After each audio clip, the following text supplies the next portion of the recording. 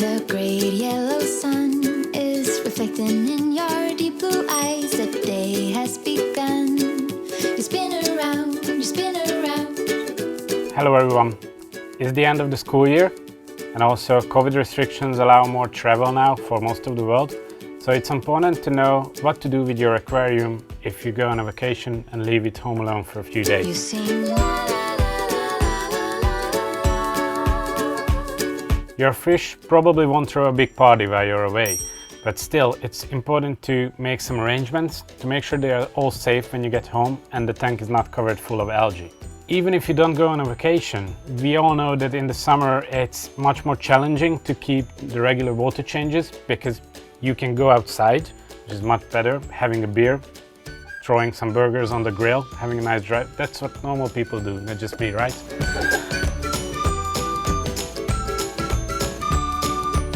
So we have a few practical tips for you how to keep your tank in a good condition while you're away or just having fun.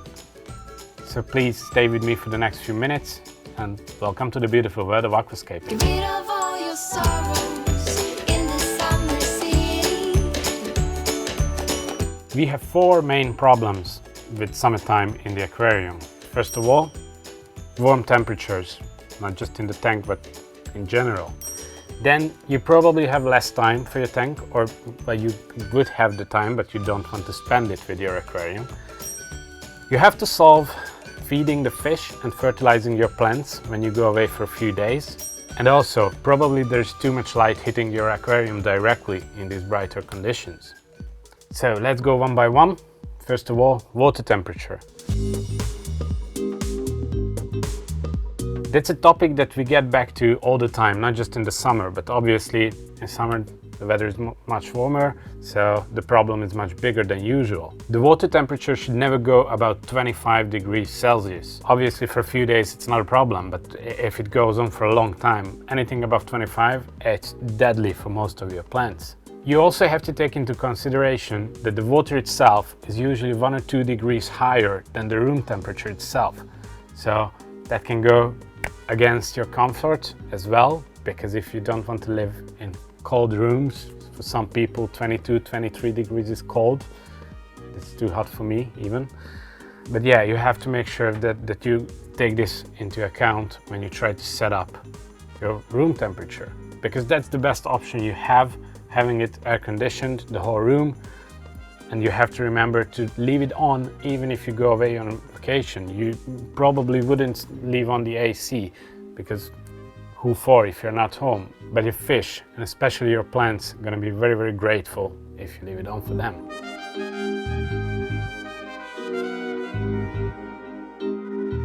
Plants stress in warm water. They take up less nutrients, so there is more left for the algae. And also, if they start to die or rot, there is some excess waste, which is usually not there, so it's more than your filtration is used to. And this is a chain that never ends, and this can cause a lot of problems in your tank. Also, there is less oxygen in warm water than it is in cold. So the oxygen is not only important for your fish, but it's also very important to your filter bacteria. So again, you have to account for that as well. If you don't have an air conditioner in the room where your tank is, it's not a big problem. There are ways around it. Best option in my opinion would be to have these fan setups, especially designed for aquariums, where you put on the fans on the edge of the tank, and as they blow the water surface, they create ripples, which makes some evaporation of the water, and that actually cools the water. You can get the temperature down by 2 or 4 degrees, depending on the size of the fan and the size of the tank. So that's a very good option and a simple option if you don't have an AC. Also, for more crazy conditions, usually these are used by marine tanks, are special made chillers, which are basically like air conditioners but in your filtration system. So it doesn't cool down your room, it only cools down your water, and they can go crazy low, so they can lower your water temp by 8 to 10 degrees Celsius, which is a lot, and it's usually not needed in a freshwater tank. There's 2 tips that you're gonna see online if you look into this topic, which you have to avoid at all costs. One of them is changing with colder water. That's a big no-no. If you have your water at 25-26 degrees and you do the 50% water change with 15 degrees water, it's going to create a lot of stress for your fish because the water is going to get cold in a very short period of time, which is not good for them. The second one you're going to see a lot is putting frozen water bottles into the water. Mostly the same issue with the cold water changes. You're going to create some areas in the water around the bottle which are really cold, and you're going to have the same warm areas on the edge of the tank which you're used to, which means that the fish are going to swim from one to the other all the time, and that's a lot of stress for them again. So please avoid these. You're going to see it a lot, but they're not a good solution. And if you see any other tips in this matter, just think about it. If that solution is going to cause a very quick change of water temperature or different temperature areas in your tank, it's not a good solution. Our second main topic is feeding. As I mentioned before, excess waste is a bigger problem in the summer than it usually is. So normally you have to take care of how much you feed your fish, but in summer you have to make sure that it's very spot on. Not just in the summer, but in any time, we usually recommend feeding your fish once a day and only the amount that they can gather in 1 or 2 minutes. Basically, you're aiming for that you don't have any falling food that goes down to the bottom of the tank. That's just gonna rot away in there. So it takes a few days to figure out how much is the perfect amount, but go for that they eat in 1 or 2 minutes. In addition to that, in the summer, it's recommended to have a diet day once a week. So you only feed your fish 6 days a week, and then you have one off where they don't get any food. They're not gonna starve, don't worry about it. If you go on a longer vacation, you have a few options. First, you can have some automatic feeder. The only problem with these systems is that they are usually not adjustable for very small amounts. So if you, for example, if you have a 40-liter aquarium with 10 fish inside, you can't close the automatic feeder enough so it doesn't overfeed the tank. For bigger tanks though, it's a perfect solution. If you just go away for 3 or 4 days, the fish will be fine without any feeding. So you don't have to worry about them. You don't have to ask a friend to feed them. And even if you do, because you go away for a longer period of time, try to find someone who actually has an aquarium, because if you just ask a friend who has no idea about fish, even with their best intentions, they're gonna probably overfeed your aquarium, which again, gonna cause you a lot of headache when you get home from your vacation. If you do decide to skip 3 or 4 days, it's also very important not to overfeed the fish before leaving and after arriving home. So on your last day home, give them the same amount you would in a normal day, and when you get home, also give the same amount. If you put in more, that's just excess waste, so problems and problems. My God, the ice cream we used to consume. Somehow we lost it all when we left that room. And now that we're at feeding, you also feed your plants. Fertilizing changes again. It's recommended to lower the fertilization amount to about 70% because, as I mentioned, plants take up less nutrients in warm water. And also, if you leave for a few days, for 2 or 3 days, you can pre-fertilize the tank. So you can give in 3 days worth of fertilizers and then leave it, but never put in more. So if you leave for 7 days, don't throw in 7 days worth of nutrients because you're gonna have algae before you leave your house. If you do this once or twice a year, that you leave it for a week, probably there is not going to be any issues if you really put in 3 days fertilizers and then just leave it for 7 days. You might have some algae when you get home, but it's not going to be a big issue.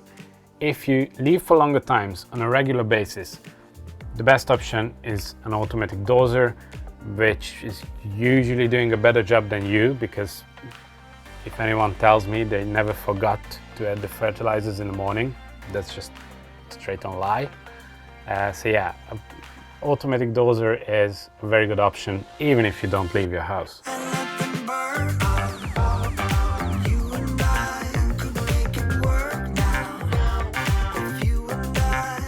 Now let's get on to lighting.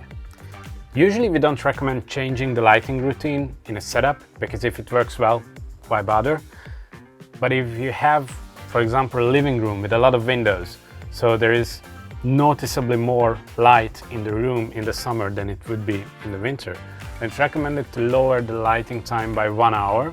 So if you usually have it on for 7 hours a day, drop it back to 6 hours. And also it's recommended to actually adjust the lighting time to the brighter hours, so you don't have excess lighting. For example, the room gets bright at 10 a.m. and it gets dark around 4 p.m. If you turn on your light at 3 p.m, then you just lengthen that lighting period with the natural light. So try to aim it to be together. In the winter, this is not so important. We usually recommend that you can have it on in the evening when you're actually at home. So I think the most preferred setup is from 3 p.m. to 10 p.m. because that's when most people are actually home and enjoy the tank. But in the summer, if the room is very bright, then try to make this small adjustment. It's going to make your life a lot easier.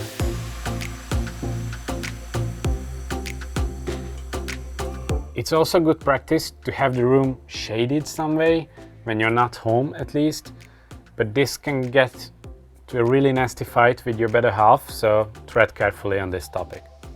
If you have signs of the water itself getting a bit green, then you should install a UV filter. It's usually not part of the tech setup behind most aquariums, but it can help a lot if there is any floating algae or floating bacteria in your setup. As it goes through the UV light, it actually kills all this floating stuff.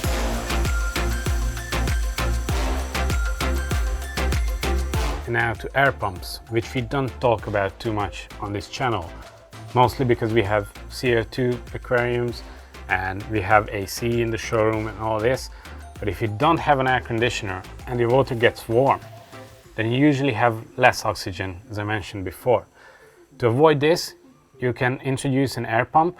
We usually recommend about 100 liters per hour for 100 liters of aquarium. This is a good base for choosing the right pump. If you are running a CO2 system on the tank, it's recommended to apply the air pump when the CO2 is turned off. If you have a tank without CO2 injection, then you can have the air pump running the whole day when it's really warm. And now to my personal routine, which is the 2 birds 1 stone method. I just made this up. But actually, even though I know all these tips, I never actually follow them. So I always have some issues because I get lazy. I want to be outside. I don't do the regular water changes. Some algae is starting to creep up. And what I do in these times is if I go on a vacation for a week usually, I just let my tank rest. What I mean is I turn off everything except for my filter, my air pump and my fans.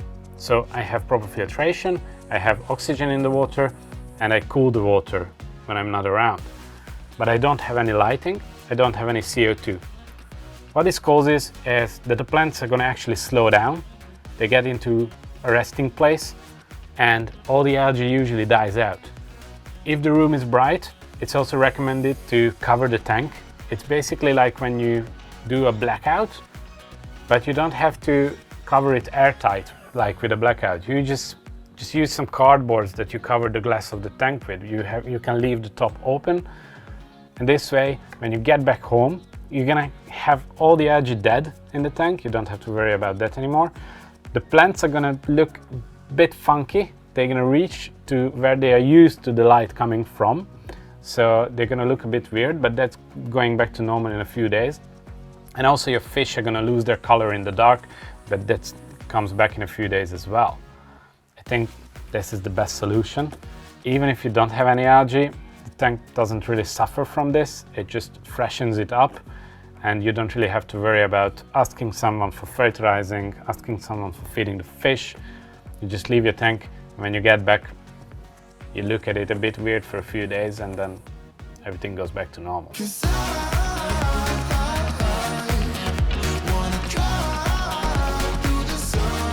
If you've learned anything new, please hit the like. If you have any more tips or any more solutions for this problem, then please let us know in the comments. And I wish you guys all the best luck fighting against high temperatures. See you next time. Goodbye. That was a fly on my face. What happened to us? 'Cause